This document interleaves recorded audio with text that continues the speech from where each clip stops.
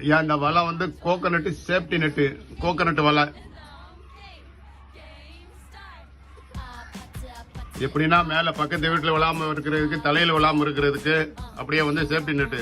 அப்படியே அந்த தேங்காய் இருந்துச்சுன்னா அப்படியே தேங்காய் உள்ள இறங்க, தேங்காய் இறக்குள்ள அப்படியே இறங்க, அப்படியே அப்படியே விட்டுரு அப்படியே கிடங்க. அப்படியே இருந்த உடனே நீங்க வந்து எப்போ வேணாலும் அப்படியே மொத்தமா இறக்கலாம். ஒன்னொன்னா விழுந்தாலும் அதுல விழுந்துருங்க.